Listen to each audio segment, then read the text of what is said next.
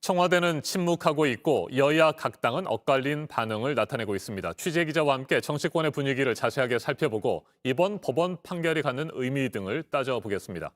김필중 기자, 청와대는 아직까지도 공식 입장을 밝히지 않았습니까? 네, 일단 침묵을 보이고 있습니다. 어제 법원의 발표가 밤 10시쯤 나오지 않았습니까? 그로부터 30분 정도 뒤에 청와대는 대변인 명의로 법원 판단이 늦은 시간에 나왔다며 오늘 청와대 입장 발표는 없다고 발표했습니다. 네, 청와대는 지난 1일입니다. 당시 서울행정법원이 직무 배제 효력을 정지시켰을 때도 침묵을 시키지 않았습니까? 네, 맞습니다. 지난 1일 때도 청와대는 공식 입장을 내보이지 않았습니다. 하지만 이번 침묵은 무게가 좀 다릅니다. 당시에는 문재인 대통령 재가가 없었을 때 내린 판단입니다.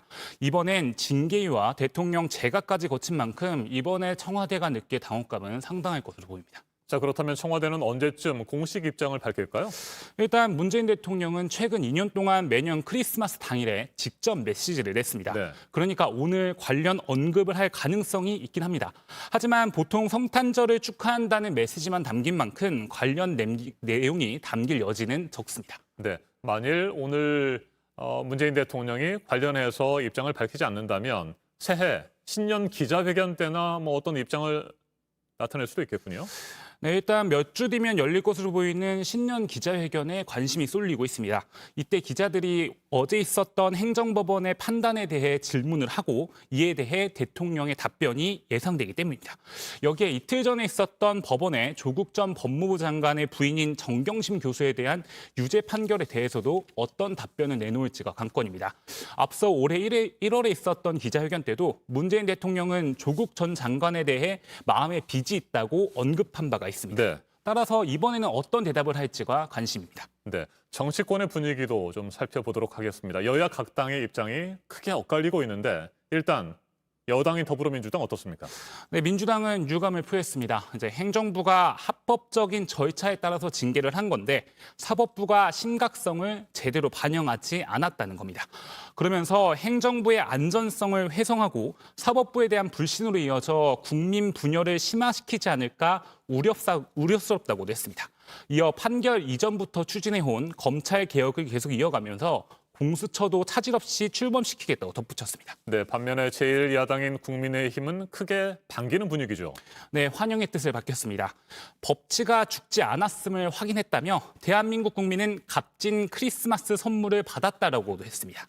또 법원이 검찰개혁의 탈을 쓴 검찰개혁의 계약의 도발을 막아냈다고 덧붙였습니다. 네, 정의당과 국민의당도 각각 입장을 밝혔습니까? 네, 정의당은 서로 이견이 있을 수 있었지만 법원의 판결이 나온 만큼 그 결과를 존중하면서 따르는 것이 타당하다고 했습니다. 네, 국민의당은 법원의 현명한 결정을 환영한다면서 윤 총장은 즉시 업무에 복귀해 중립적이고 엄정한 수사에 매진해주기 바란다고 덧붙였습니다. 네, 법원의 어젯밤 판결 내용을 다시 한번 구체적으로 좀 살펴볼까요? 일단 법원 보도 자료를 냈다면서요. 네, 그렇습니다. 이제 결정 요지라는 제목으로 이제 24쪽 분량인데요. 행정법원 홈페이지에도 게시돼 있습니다. 크게 징계 혐의에 관한 판단과 징계 절차에 대한 판단 이 네. 두 가지로 이루어져 있습니다. 네, 법무부 검사징계위원회가 징계 절차를 밟는 과정에서 문제가 있었다. 이렇게 서울행정법원은 판단을 한 거잖아요. 구체적으로 어떤 내용입니까? 예, 일단 쉽게 정리를 하면요. 정족수를 못 채웠다는 겁니다. 네. 네, 지난번 징계 때 윤석열 총장 측은 공정성 등을 이유로 5명 징계위원 중 징계 사유별로 2~3명씩 묶어 기피 신청을 했습니다. 그런데 검사징계법에 따르면 기피 신청 때 의사 정족수가 제적위원회 과반수로 명시가 돼 있습니다. 그러니까 제적위원 7명 중 적어도 4명은 출석해야 한다는 뜻인데요. 하지만 징계위원들은 기피 신청을 당한 당사자만 빠지고 5명 중 3명만 돌아가며 머릿수를 채워 기피 신청을 기각했습니다. 따라서 4명이 아닌 3명으로 정족수 미달인 만큼 무효라고 판단을 한 거죠. 네, 정직 2개월의 징계 처분을 결정하면서 내세웠던 징계 사유들이 있잖아요. 이들 사유에 대해서는 어떻게 판단했습니까? 예, 재판부는 징계위가 이유로 들었던 4가지 징계 사유를 하나씩 따져봤습니다. 네. 4가지 사유는 이른바 판사사찰 문건, 채널A 사건 당시 감찰 방해와 수사 방해, 그리고 국민에 봉사하겠다는 발언이 정치적 중립을 어겼다는 겁니다. 네, 이에 대해서 하나하나씩 따져봤다는 건데 어떤 결론을 내린 겁니까? 네, 일단 판사 사찰 문건에 대해선 매우 부적절하다고 했습니다. 하지만 징계 사유가 될지는 추가적인 심리가 필요하다고 덧붙였습니다. 감찰 방해에 대해선 징계 사유로 일응 소명이 되었다고 볼 여지가 있다고 봤는데요. 하지만 정말 목적이 감찰 방해인지 등에 대해선 충분한 심리가 필요하다고 했습니다. 수사 방해에 대해선 검찰총장의 수사 지휘권 범위 내로 보이는 만큼 징계 사유로 소명이 부족하다고 볼 여지가 있다고 했습니다. 하지만 역시 이 부분도 추가 심리가 필요하다고 했고요. 국민에 봉사하겠다는 발언이 정치적 중립 위반인지 대해선 징계 사유가 인정되지 않는다고 했습니다. 네, 자 징계 효력은 일단 멈췄고요. 본안 소송, 이 징계를 취소해달라는 소송도 함께 제기했는데 이 소송의 결과가 나오는 데는 굉장히 오랜 시간이 걸리고 현재 임기는 한 7개월 정도 남았기 때문에 임기가 끝나기 전까지 그 본안 소송, 취소 소송의 결과가 나오기는 어려울 수도 있겠군요. 네, 그렇습니다. 아시다시피 이제 본안 소송은 상당히 오랜 시간이 걸립니다.